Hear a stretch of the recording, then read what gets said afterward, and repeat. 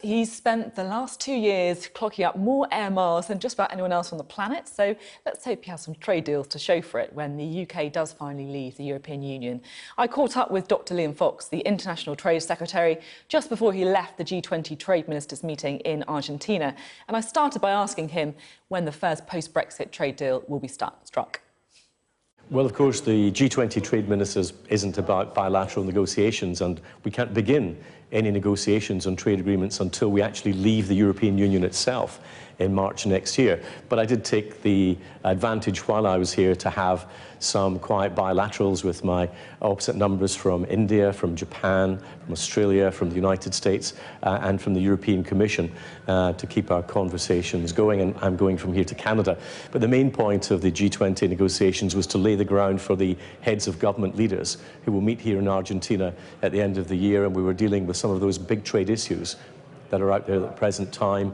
The trade dispute between China and the United States, which is having wider ramifications, and of course the issue of the WTO itself and whether we now need substantial reform, and if so, how we get it. So it was a fairly busy agenda. It's interesting that you are talking about some of the meetings you've been having with your counterparts from places like India.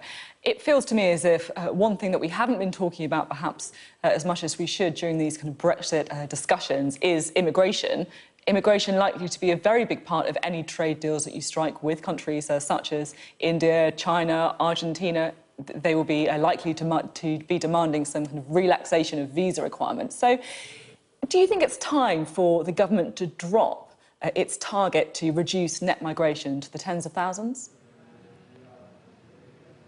No, because we're going to have a real sea change in our ability to control migration with the end of free movement. And of course, it's been quite an issue with countries that you very correctly mentioned, like India, that we give free movement for EU citizens coming in when companies that invest in the UK may want to bring some of their own people with them. And I think that we need to look on this issue at what we know the British people think. And from attitudinal surveys, we know that the British people think that if you come to Britain and you've got a job and you pay your taxes and contribute to the wealth of the country, that's welcome. But what hasn't been welcome is people who are able to come to the United Kingdom on spec and be able to use our public services like education and housing and health without ever having contributed anything to the country. And I think that is what lay behind the strong public movement against the concept of the free movement of people in the European Union. Now, as we end that, it means that within the targets that we've set for migration, we're able to set a more level playing field, if you like, for the talent that may come from overseas. So a lot of countries see our exit from the European Union as a real bonus from that point of view, in that it does create a more level playing field for them. So they see it as a bonus, presumably, because they think that there will be more immigration access for some of their citizens. Could we be seeing an increase in migration from non-EU countries after Brexit? Well, what they think is that within the limits that we have set as a country, that they will have a better chance of being able to get access to some of those places. So it's not about more migration, but it's about not having the migration picture skewed towards EU citizens, whether or not they have the talents that employers are looking for. So again, global employers and those investors in the United Kingdom, which have made the UK the world's third top destination for inward investment and the top in Europe, can see the benefits that the ending of free movement might bring to them and to the UK economy. One thing that is kind of puzzling me a little bit about the debate on immigration is that we effectively haven't heard much about what the government sees as its post-Brexit immigration policy, particularly, of course, considering for many people it was their #1 reason for voting to leave the EU. So I'm interested to know, for you, is it a red line that the preferential sort of status, if you like, of EU citizens is ended? Well, we have to end free movement. We have to end free movement to honour the result of the referendum.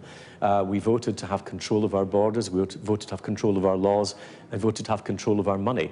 And so we need to see that free movement is brought to an end. I think it's, from the points I've been making to, it's very clear that it has its advantages, not just in terms of stopping public services being used by those who haven't contributed, but can be an extra tool in the box when it comes to future trade negotiations with other countries. So it's something that you're planning on using then, offering kind of relaxation of visa requirements in return for a good trade deal?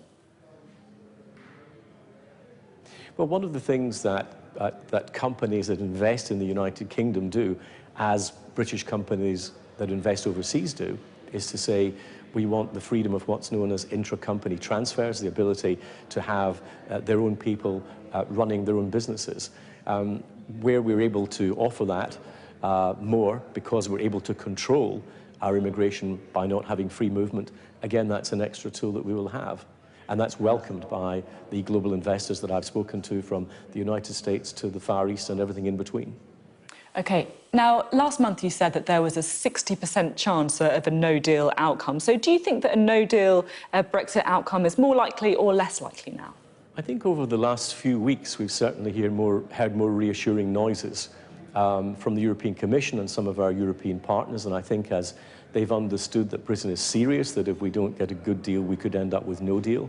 I think that they've taken the economic view that we have to get a liberal and open agreement on trade with Britain more seriously, and I think that the dial has moved in that direction. Impossible to say how much, because we need to get agreement of all our European partners, but from the ones that I've been talking to and some of my colleagues, we've certainly seen a more positive view about the need to get that economic agreement. And as I've often said, I've even said on this programme before, we have a real choice to make, both Britain and the rest of the European Union, about whether this is a Brexit that's about the bureaucrats and political ideology on one hand, or if it's actually about the prosperity and the jobs and the well-being of the people of Europe on the other. And I very much hope it's the latter.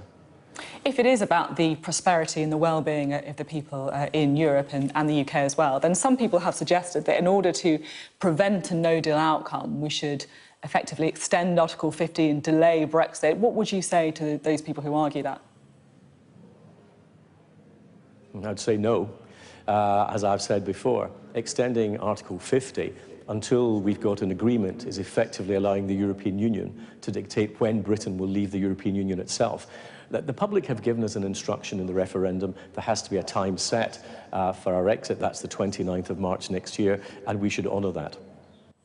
Now, it feels to me that if you were one of a shrinking pool, if you like, of Brexiteers that the Prime Minister can rely on to go out there and defend her Chequers plan. Do you sometimes look at the game that other people are playing in your party and some of the comments that they've been making, people who voted Leave like yourself, Boris Johnson perhaps, Jacob Rees-Mogg, think that actually they're playing a bit of a dangerous game by trashing Chequers in public? Well, I don't think it's a game at all, because the stakes are so high for the United Kingdom and for Europe and beyond. And one of the things that I've been picking up here in Argentina from other G20 ministers is that if there are new impediments to trade and investment as a result of any EU agreement with Britain, then there are lots of other places for international investors to put their money rather than Europe. But I think that if you look at the issue in the round, do we want an agreement or do we not want an agreement? Yes, in my view, we should get an agreement. Do we want one that maintains an open and liberal trading relationship with the European Union, which, although it might be a shrinking proportion of our total trade, is still not, nonetheless, about 43% of our exports? Of course we want to do that. We want to access that European market in a way that will encourage British businesses to trade with Europe and encourage European businesses to trade with Britain, while at the same time not tying our hands for some of those big global opportunities that are out there in the future. That involves an element of compromise. And what the government has put to the European Union in terms of the Chequers offer, and let's remember, it's still only an offer, nothing has been agreed yet, is a reasonable way to maintain that European trade without tying our hands too much. Now, we're awaiting, as you know, a full response from the European Union to our ideas, and we think it's, as I say, a reasonable, constructive way forward. If they don't like those ideas, then they will need to come back to Britain and say what they think is a way to maintain all those elements of trade, and also to not see any divisions between the United Kingdom that would make, for example, a border down the Irish Sea, making Northern Ireland different from any other part of the UK. A number of different considerations. But I do detect that there is a movement from the European Union towards getting a deal. It's by no means certain, but I think that it's moving in the right direction, although no deal remains a possibility for which we have to prepare. It's interesting to hear you say that Chequers is a reasonable offer. I mean, after 2 years of for the government trying to come up with something, surely you would have hoped that they'd come up with something that you'd be able to really sell to people rather than just saying that it's a reasonable offer. There's lots of chatter around the future of Theresa May, Conservative MPs openly discussing whether or not she's going to have to go after sealing the deal on Brexit. Do you think that Theresa May will lead the Conservative Party into the next election?